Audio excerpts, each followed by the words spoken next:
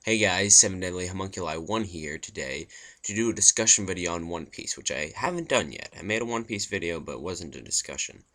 And it's going to be more specifically on Don Quixote Doflamingo. This video is going to be my thoughts on Doflamingo and where he stands in the story of One Piece, because as you manga readers know, the latest One Piece chapters have been about Doflamingo, and we're learning more about him, which is awesome, and I'm just gonna give my 2 cents about him right here, right now. First of all, let's talk about his devil fruit, which I think he does have. Some people say, he goes like this and stuff with wires, like invisible wires coming out of his fingers, but I personally think it's the devil fruit. I think it could be something along the lines of the string fruit, or the wire fruit, I guess. Just very thin, invisible lines, strings, or wires that attach themselves to people's nervous systems, allowing them to control people's movements. But not only their movements, as we've seen from the latest chapter, when Doflamingo was not really fighting, but evading Baby Five's attacks. Her hands, if you notice, they change like into different weapons.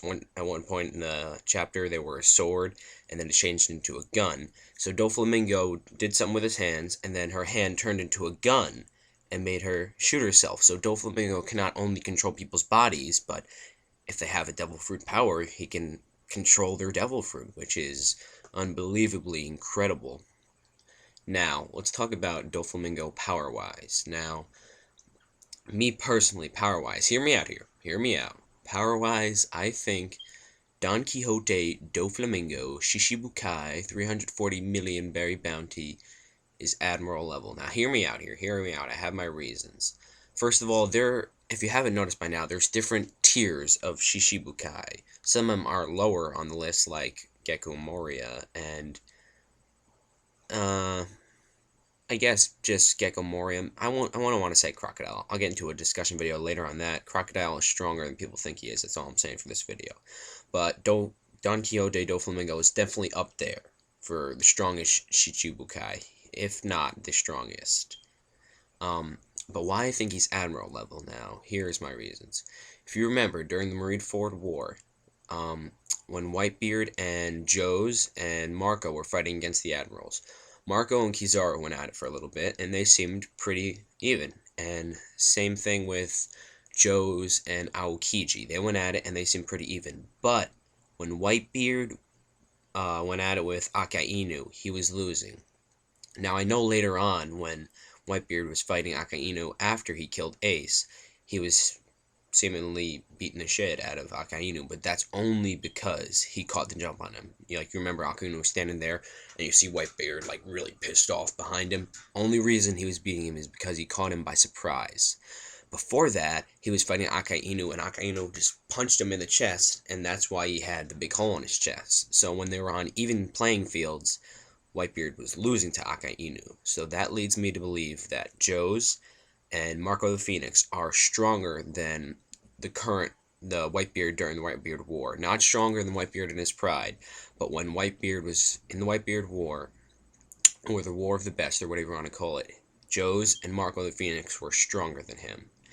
And my also proof of this is that when Whitebeard was fighting Akoiji, I can't say his name, the ice guy, Ice Admiral, Aokichi. That was weird. I couldn't say his name for a second. When he was fighting Aokichi, he stabbed him through the chest and with hockey, and then people were surprised, like, how is he not effective? He instinctively made a hole so that his javelin thing would go straight through him. So, and then he started to freeze Whitebeard, and then Joes came in and saved him, so Joes was on a level above Whitebeard. And if you remember later on, Joes was fighting Crocodile for a very short time, and Doflamingo goes like, boop, one move of his fingers. This huge mother, Joes, Diamond Joes, strong as heck, able to fight on par with Aokiji and Admiral, just stopped in his track by Don Quixote Doflamingo. So that's why I think that Don Quixote Doflamingo is Admiral level, if not just below. just below Admiral level, because to be able to stop Diamond Joe's, just the slight movement of his fingers, this guy stopped the world's most powerful sword slash, and he could stop him just by the slight movement of his fingers. He's got to be crazy strong. And this leads me to where Doflamingo stands in the story. After this Punk Hazard arc will not be the Doflamingo arc in my opinion. First of all, I think the Punk Hazard arc is going to go on a lot longer, because if you remember, Doflamingo said he was sending Baby 5 and Buffalo to Punk Hazard to help out Caesar and Monet. And my opinion, Buffalo is that guy with, you know, the Doflamingo's Jolly Roger on his arms. Excuse me. But I do not believe Luffy and his crew are ready for Doflamingo. Depending on how strong his subordinates are, Buffalo and Baby 5, maybe they'll be ready to fight them, but I don't think they're not near Doflamingo's level yet. If they might be able to beat his subordinates, but if they ever have a confrontation with Doflamingo, it's going to be later on in the series and not after Punk Hazard, because they're not ready for that. And I don't really know what else to say. I love this guy. He's one of the great mystery characters in One Piece that makes One Piece so awesome. So if you guys have any theories, leave them in the comments below. Please give this video a thumbs up. Please spread the word. Sorry, I don't know why I'm getting tongue-tied. If you liked the video, please share it with your friends and stuff. Thank you, and have a nice day.